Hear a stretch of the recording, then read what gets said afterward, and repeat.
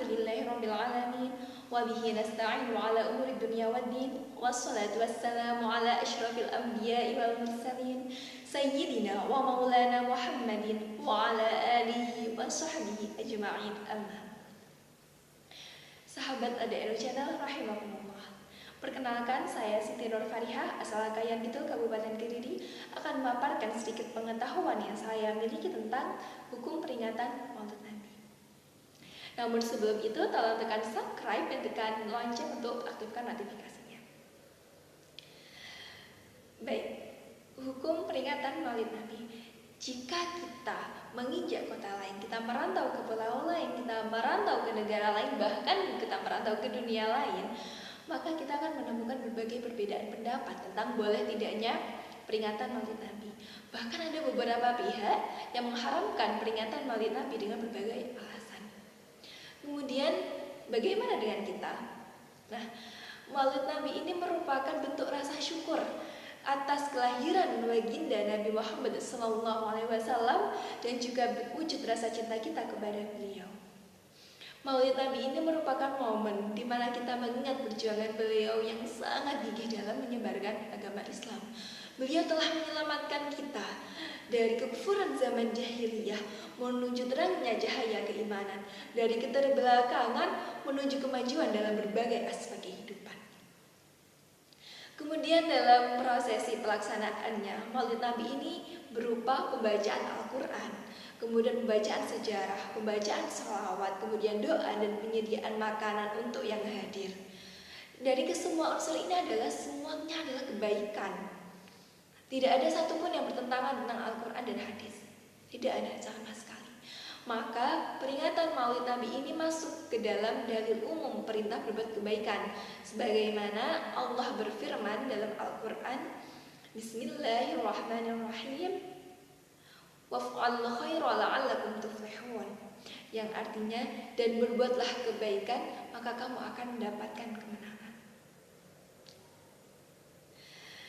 Jumhur ulama menggolongkan Maulid Nabi sebagai bid'ah hasanah. Kemudian Hafiz As-Suyuti dalam kitabnya Husnul Maqasid fi Amalil Al-Maulid menegaskan bahwa peringatan Maulid Nabi berupa membaca Al-Quran, membaca sejarah Nabi, membaca sholawat, doa, dan penyediaan makanan untuk yang hadir merupakan kebaikan yang mana orang yang melaksanakan mendapatkan pahala. Kemudian apa bid'ah itu? Bid'ah adalah segala sesuatu hal baru dalam agama yang belum dicontohkan oleh Rasulullah. Yang mana dalam hal ini bid'ah itu ada dua. Yang pertama bid'ah dhalalah dan yang kedua adalah bid'ah hasanah. Bid'ah dhalalah adalah bid'ah yang bertentangan dengan Al-Quran dan hadis, yang mana dia tidak sesuai dengan syariat Islam.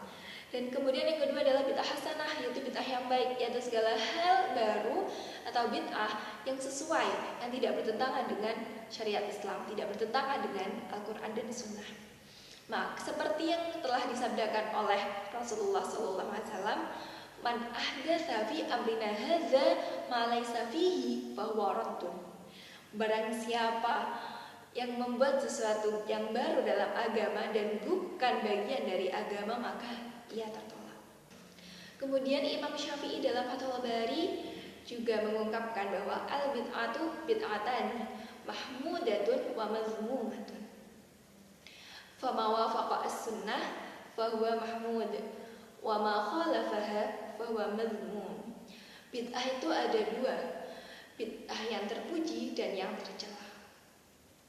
Bid'ah yang sesuai dengan as-sunnah maka ia terpuji, dan bid'ah yang bertentangan dengan as-sunnah maka ia tercela. Sahabat ADN Channel rahimakumullah, ada dasar lain mengapa peringatan Maulid Nabi ini diperbolehkan, yakni hadis Nabi yang meriwayatkan yang menyebutkan bahwa ketika sampai di Madinah, Nabi Muhammad bertemu dengan orang Yahudi, dan orang Yahudi itu berpuasa Asyura. Kemudian Nabi Muhammad bertanya kepadanya, "Wahai orang Yahudi, mengapa engkau berpuasa Asyura?" Kemudian dia menjawab, Wahai Rasul, sesungguhnya hari ini adalah hari di mana Allah menenggelamkan Fir'aun dan menyelamatkan Nabi Musa. Maka kami berpuasa sebagai wujud rasa syukur akan hal tersebut. Kemudian Nabi Muhammad bersabda, Nahnu aula bi Musa minkum. Kami lebih berhak mengikuti Musa daripada kalian. Kemudian Nabi Muhammad pun berpuasa dan memerintahkan sahabat-sahabatnya untuk berpuasa. Melalui hadis ini secara tersirat bahwa melakukan suatu kebaikan sebagai wujud rasa syukur kepada Allah atas adanya nikmat atau terhilangnya musibah, maka hukumnya diperbolehkan. Nah, kebaikan-kebaikan ini bisa berupa membaca Al-Quran, sujud syukur, bersedekah, dan hal-hal kebaikan lainnya. Dan nikmat Allah yang paling agung, yang paling istimewa adalah kelahiran Nabi Muhammad SAW. Maka mengapa kita tidak mensyukurinya dengan melakukan peringatan Maulid Nabi yang mana isinya merujuk kepada hal-hal yang baik. Nah, maka kesimpulannya secara jelas bahwa hukum memperingati Maulid Nabi ini adalah diperbolehkan sebagaimana yang telah terdapat dalam Al-Quran dan juga Al-Hadis. Maulid Nabi ini adalah termasuk bid'ah hasanah yang mana melakukannya mendapatkan pahala. Nah, sedikit inilah yang